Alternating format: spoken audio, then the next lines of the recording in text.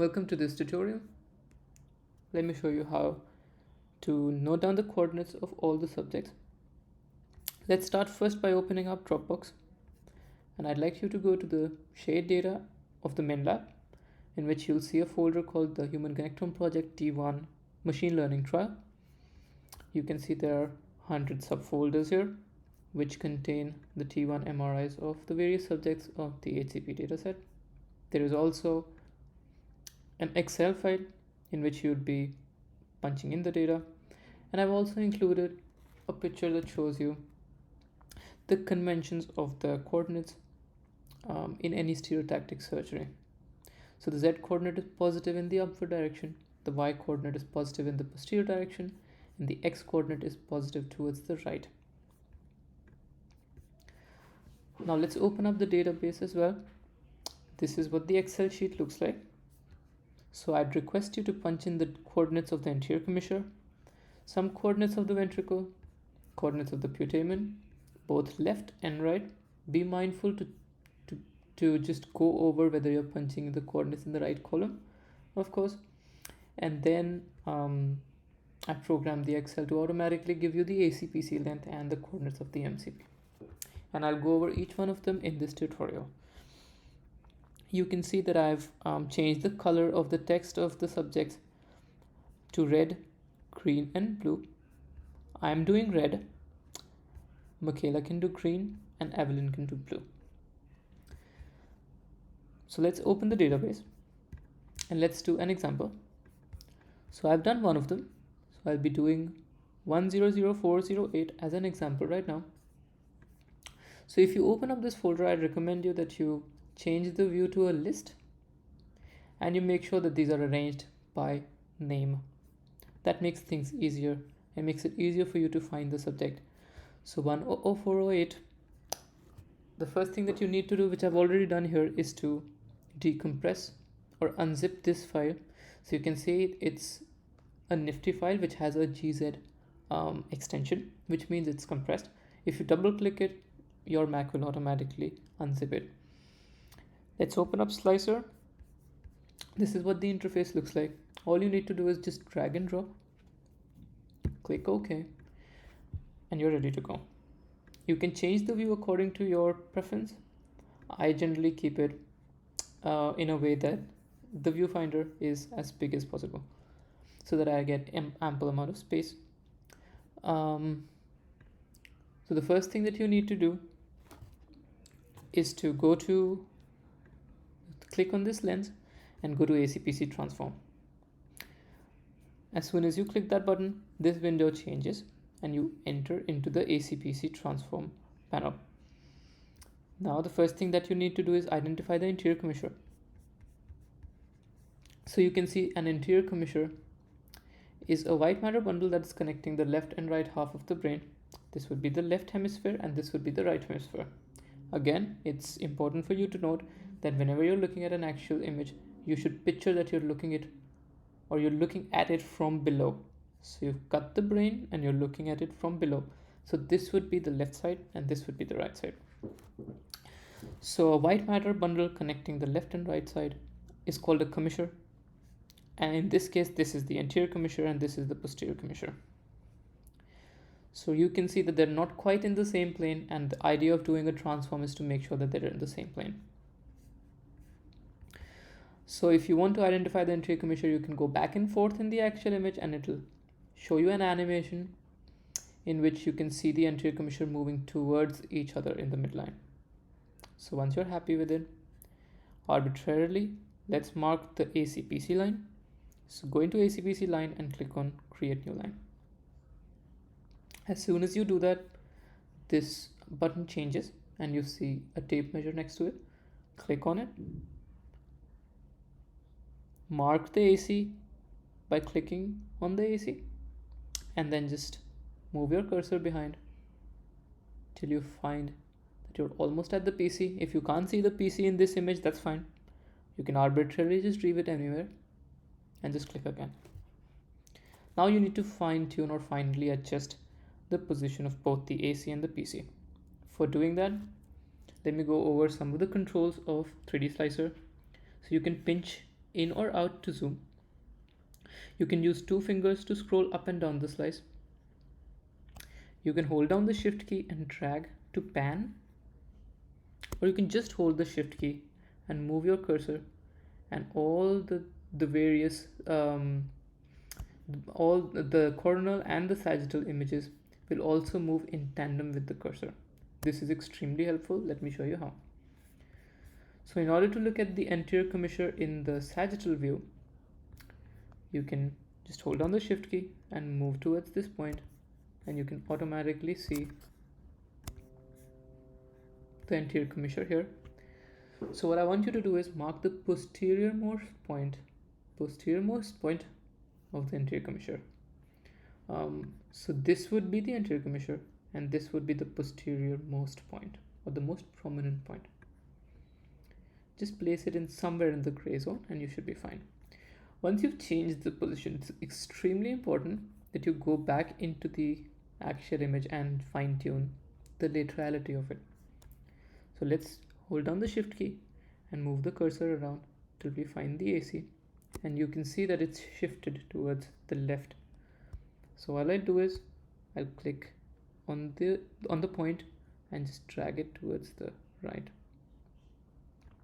and I'll confirm once again by holding the shift key whether I'm at the posterior-most point of the AC, and I'm pretty happy with it.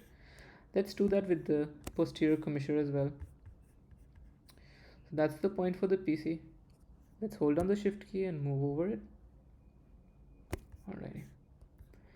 So we can see the posterior commissure in the sagittal image. Now again, this is the posterior commissure. I would like you to mark the anterior most point of the posterior commissure.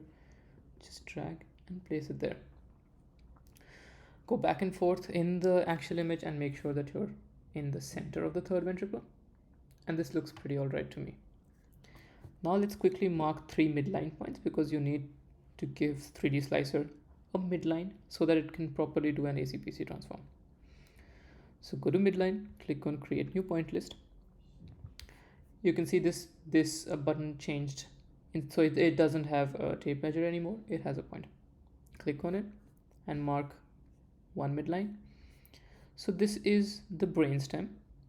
This is what the brainstem looks like. If you go up, you can see that this was the 4th ventricle. If you move upwards, the 4th ventricle changes into the cerebral aqueduct. That is a good midline point. So let's mark the aqueduct somewhere here. It's always in the midline. Then a second point could be in between the 2 crura. So this is the midbrain, and these are the two cerebral peduncles. You can mark a point in between them. So this would be the interpeduncular point, or point number 2.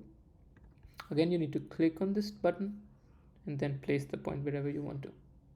In order to place the point, you'll need to click one more time. The last point you can choose is go above the 3rd ventricle. So this is the 3rd ventricle.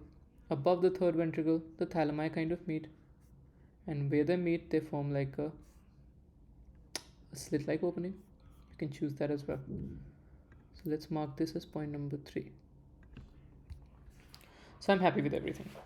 Now let's go to output transform and then click on create new transform.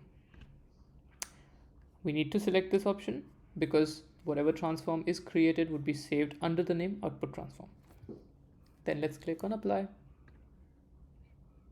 Done.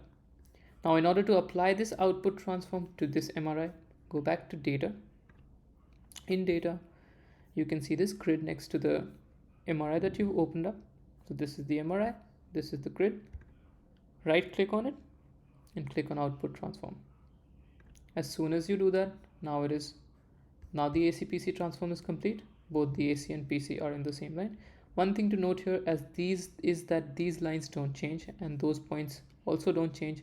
So you might feel like they're not in the right position, but that's because the brain has shifted, but these points have stayed there. If I turn the transform off, you can probably notice that these points were correctly placed. But once the transform is applied, the brain does shift, but the points don't. So you can turn these points off in order to make your life a little more easier. So now that we're done with the AC/PC transform, the next thing to do is to note down the coordinates of all the points that we're interested in. So let's mark all those points one by one. So take the pointer. I'd like you to place one point on, take this pointer here, this one. Mark one point on the anterior commissure. Just place it here. Take another point, mark another point in the posterolateral corner of the third ventricle. So if this is the third ventricle, this would be the posterolateral corner. So this would be the left posterolateral corner, and this would be the right posterolateral corner. Let's take another point and mark the right posterolateral corner. That's done. That was easy. In the same axial plane, so it's important not to change the axial plane. And if you can't find which axial plane you should choose, you can always go to the commissure. So let's go to the anterior commissure and look at the sagittal limit. So again, I'm holding down shift and hovering my cursor over the anterior commissure. Once I find the anterior commissure, I can place my I can again hold down shift key and move towards the center of the anterior commissure. So I'm on the center of the posterior commissure here, and the same would be true for the center of the anterior commissure as well.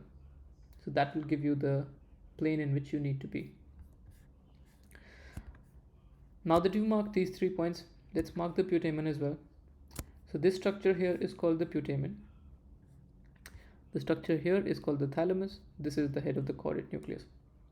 So let's mark the anterior, the medial, and posterior limit of the putamen on both sides. Again, take a point, mark the anterior limit of the putamen, the medial limit of the putamen, and finally the posterior limit of the putamen. So this is for the left side.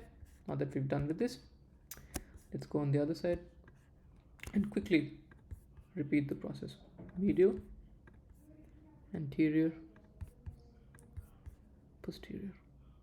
You can refine them as much as you want to, but I'm pretty happy with this. So now that we have the position of all these points, we need to note down the coordinates of all these points into an Excel sheet. In order to do that in an easy way, you can go to markup, go to point list,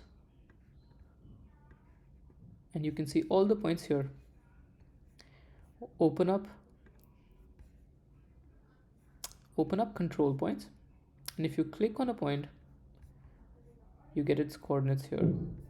Let's increase the size of the window to make our lives easier. Now let's first mark the anterior commissure and note down the coordinates of the anterior commissure. So in order to figure out which point is which, the best way that I found was to click on this I button. So this I hides or unhides this. So hide and unhide this and see which point does this correspond to.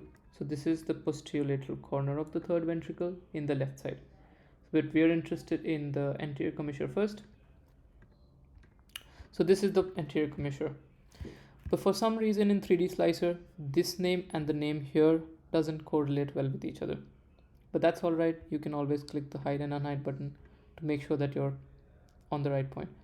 So this is the anterior commissure, and these are the coordinates for the anterior commissure. So this would be the X, the Y, and the Z. Just copy them, double click, it'll get selected on its own. Copy, go to the Excel, coordinates of the AC, X, paste. Go back, double click, X, so this is the Y, paste it under Y, Z, paste it under Z. Next is the coordinates of the posterior lateral corner of the third ventricle. First we'll be doing the left. Let's do the left. Again, use the hide and hide button. Okay, so this is the left. This is the X. This is the Y. And this is the Z. And I'll be doing this for everything. If you want to skip the tutorial, you can. This is the right side. Again, X, Y, and Z. So with these points, the Excel would have automatically predicted the ACPC length and the coordinates of the mid-commissural point.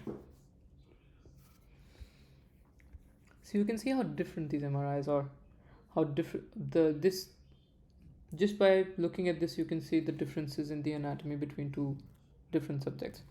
The length is quite significantly different. Let's note down the coordinates of the putamen, and feel free to skip forward if you want to. So this is the anterior limit of the left putamen. This is the x coordinate. Again, coordinates of the left putamen, anterior limit, x. Double check everything. Y and z.